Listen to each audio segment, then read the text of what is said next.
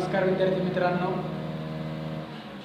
आज आपण हिंदीचा काही अभ्यासक्रम पाहणार आहोत। तर हिंदीच्या अभ्यासक्रमामध्ये सर्वात प्रथम आपण पाहू की काय काय कटलेलं आहे, म्हणजे रिड्यूस सिलेबस नेमका कोणता आहे। तर आपला जो रिड्यूस सिलेबस आहे तो आहे प्रथम सत्रामध्ये जे आपल्याकडे रेड मार्क्सने केलेला आहे का तो सिलेबस आपला कटलेला आहे। जसं की 2 नंबरचा लक्ष्मी चॅप्टर, 5 नंबरचा गोवा, जैसा मैंने देखा, पुन्हा खुला आकाश, हे सर्व चॅप्टर जे आहेत, कृषक का गणन, हे कॅन्सल झालेले आहेत। तर समजा पुन्हा दुसरी काहीमध्ये श्रम साधना, पुन्हा खाली अपनी गंध नहीं बेचूंगा, हे सर्व चॅप्टर जे आहेत ते रिड्यूस झालेले आहेत। म्हणजेच जे काही आता आपला 2020-21चा पेपर होणार आहे त्या पेपरमध्ये हे आपले जे आत्ताचे कटलेले चॅप्टर आहेत ते नसणार आहेत। जसं मग समजा आपल्याला अभ्यास करत असताना आज आपण हिंदीचा पेपर नेमका कसा सोडवायचा याच्याबद्दल काही माहिती घेणार आहोत। तर सगळ्यात आधी समजा की जो आपला मॅथचा पेपर आहे त्याचा फॉर्मॅट कसा असतो, पुन्हा त्या पेपरमध्ये काय लिहायचं, कसं लिहायचं याचा फक्त एक अंदाज घेऊयात। जवळपास 2 ते 3 लेक्चरमध्ये हिंदीचं जे काही एकूण पेपरची रचना आहे ती आपल्याला सगळी संपून जाईल। आणि हिंदी आणि मराठी ह्या दोन्हीमध्ये जास्त काही तफावत नसते, दोन्हीमध्ये काही असा विशेष फरक नसतो।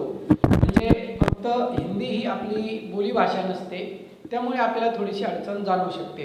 पण समजा हिंदीमध्ये काय, जसं आपण मराठीमध्ये बोलतो सेम त्याच प्रकारे आपल्याला, म्हणजे मराठीमध्ये जसं बोलतो तसं आपल्याला हिंदीमध्ये बोलायचं आहे।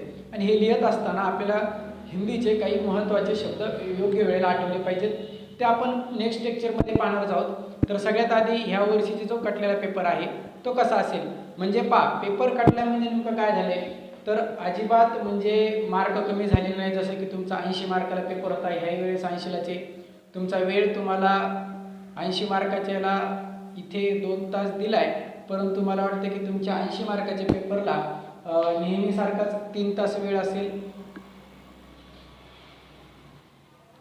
40 मार्काच्याला आपल्याला 2 तास वेळ असतो, इथे फक्त टायमाचे करेक्शन असेल, बाकी पेपर आपला 80 मार्काचा असेल। दरवर्षी जसा आपला पेपर असतो त्याच वर्षीप्रमाणे असेल। आणि जे आत्ता आपण पाहिलेले रिड्यूस चॅप्टर आहेत याच्यातले पॅसेज वगैरे नसतील। समजा की आत्ता आपण हे जे चॅप्टर पाहिले याच्यातला एकही चॅप्टर आपल्याला नसेल, म्हणजे जे काही रेड मार्क्सवाले आहेत हे चॅप्टर आपले कॅन्सल झालेले आहेत, त्याच्यातला कुठलाही पॅसेज आपल्याला नसेल। मग दरवर्षी सारखाच पेपर आहे, फक्त काही अभ्यासासाठी आपल्याला थोडंफार पॅसेज कटले ते कटून बाकीचं जशास तसं आहे। म्हणजे आपला पेपर आहे यांनी सांगितलेल्यानुसार की सूचना दिलेल्या आहेत गद्य, पद्य आणि पूरक पठण, तर हे जशास तसं राहणार आहे। आणि विशेष म्हणजे ह्या वर्षी जो काही व्याकरणाचा भाग आहे तो मात्र कटलेला नाही आहे, म्हणजे व्याकरण जशास तसं आपलं आहे, फक्त कटलेत काही धडे।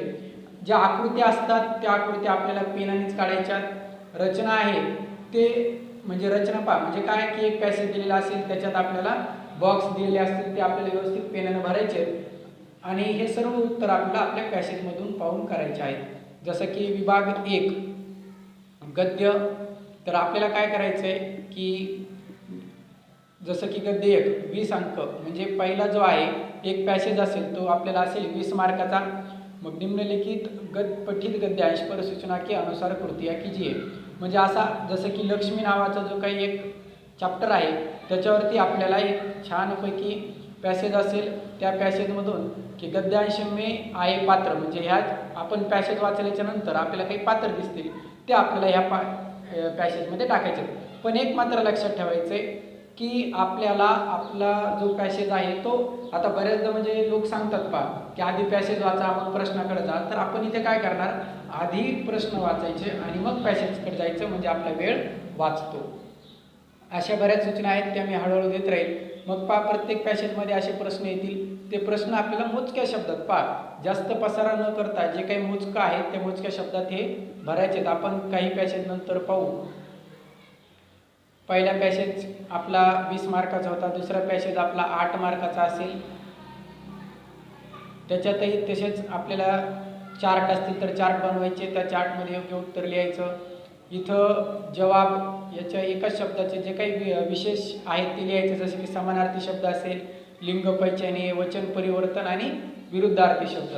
म्हणजे आणि समानार्थी शब्द. तर समानार्थी म्हणजे जवाबला आपण समानार्थी शब्द काय असेल, विरुद्धार्थी शब्द काय असेल, त्याचं लिंग म्हणजे प्रत्येक शब्दाला आपण जसं मराठीत असतं स्त्रीलिंगी, पुल्लिंगी, नपुंसकलिंगी, त्याच प्रकारे हिंदीमध्ये सुद्धा आपल्याला याचे टाकायचे.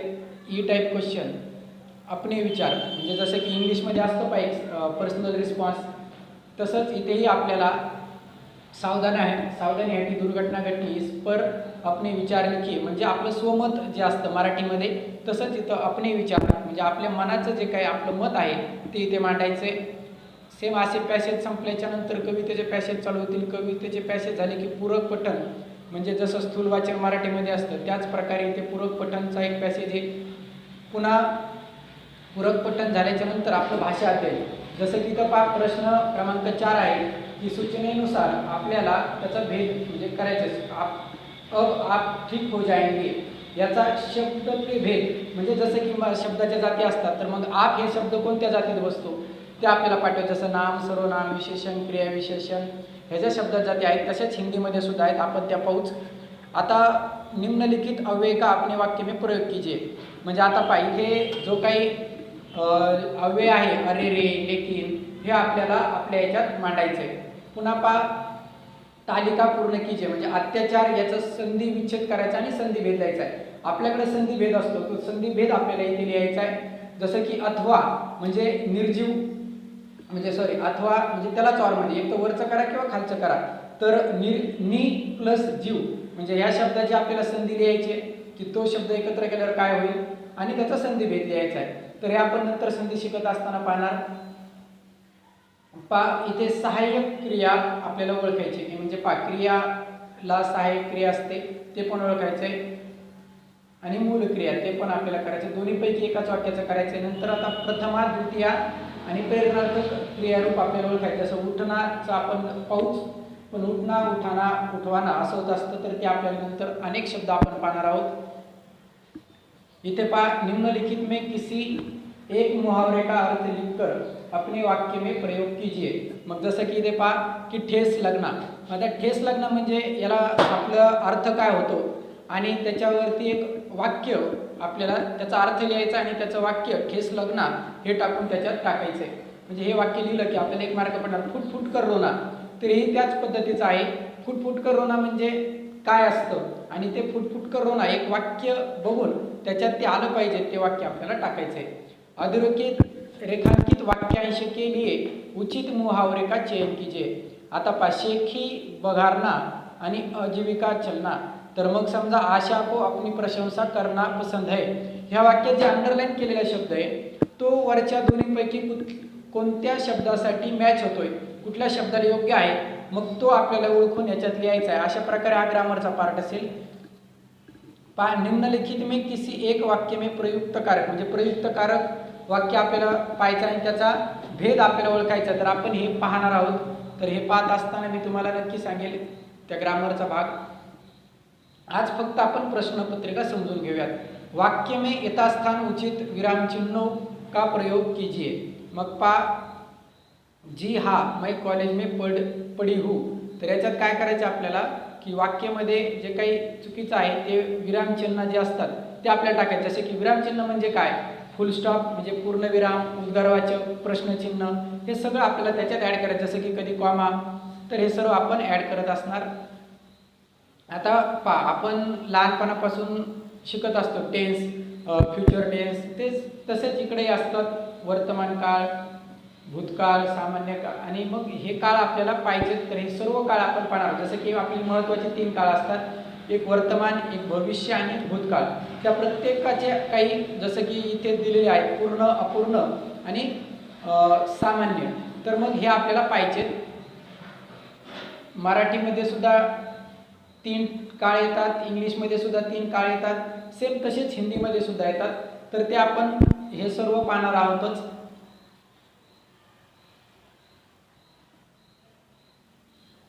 वाक्याचा भेद म्हणजे आता जसं शब्दात जाती तसं वाक्याचे सुद्धा जाती आहेत, तर तेही आपल्याला ओळखायचे.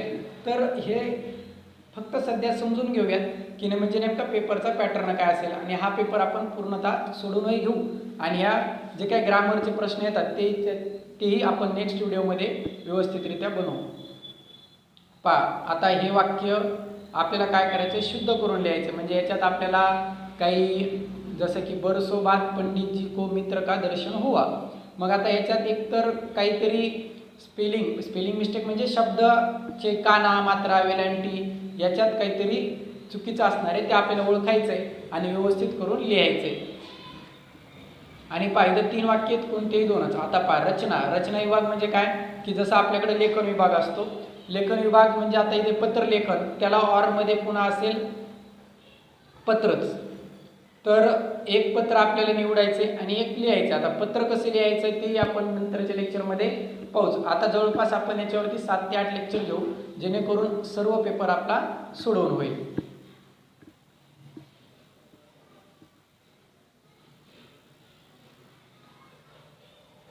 आता निम्नलिखित परिच्छेद पढ़कर एक वाक्य में उत्तर वाले 4 ऐसे प्रश्न कीजिए जिनके उत्तर परिच्छेद में हो.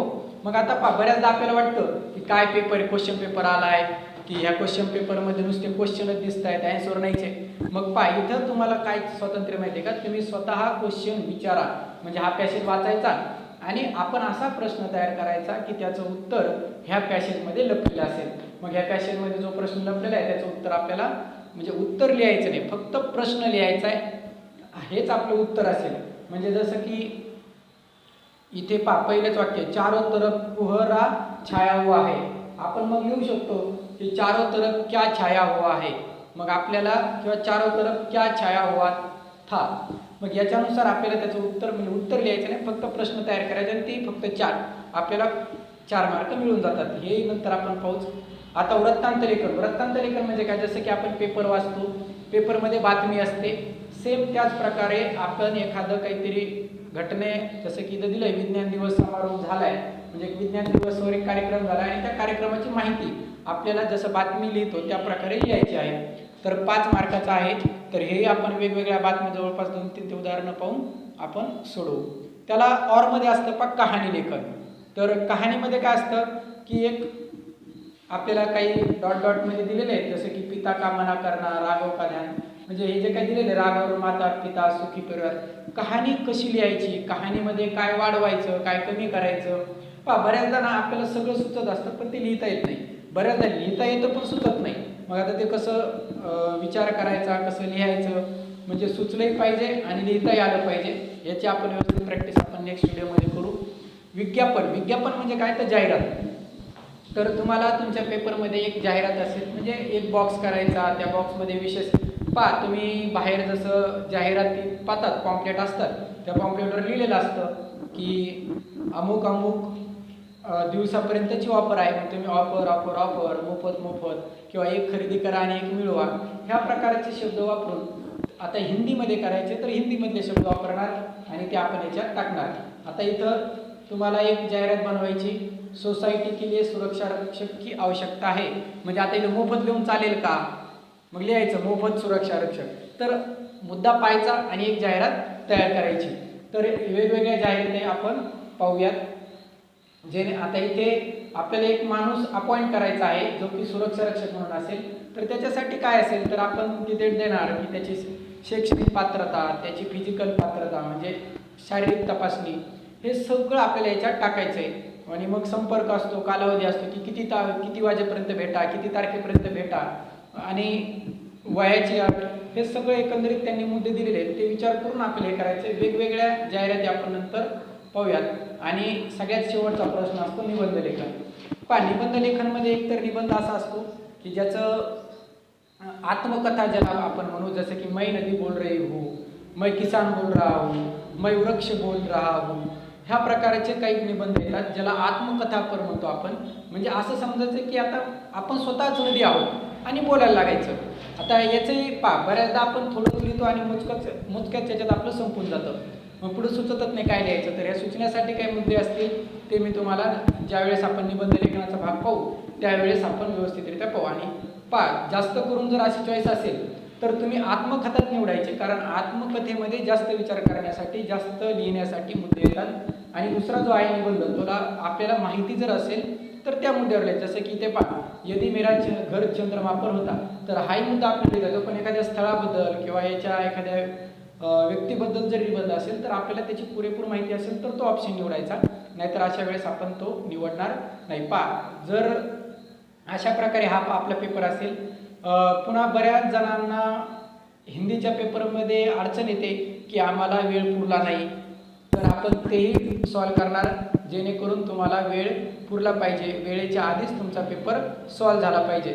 तर हा व्हिडिओ पाहिल्याच्या नंतर कमेंट करून तुम्ही मला कळवा की तुमचे काय सजेशन्स आहेत. आपण हिंदीचे सर्वच्या सर्व व्हिडिओ जेणेकरून पेपर चांगला सोडवता येईल ते पाठवू. दुसरी महत्त्वाची गोष्ट, जर कोणाला क्वेश्चन पेपर प्रॅक्टिससाठी सोडवला पाहिजे असेल तर मी PDF सेंड करू शकतो. तुम्ही व्हॉट्सअपवरती मेसेज करा. तुम्हाला हिंदीच्या काही प्रश्नपत्रिका ज्या की मागच्या वर्षीच्या असतील, त्याच्या आधीच्या असतील, त्या तुम्हाला प्रॅक्टिससाठी सोडवायला कामी येतील. व्हिडिओ पूर्ण पाहिला त्याच्याबद्दल धन्यवाद. आणि काही सूचना असतील त्या कमेंटमध्ये नक्की कळवा आणि आपली उपस्थितीसुद्धा कमेंटमध्ये द्या.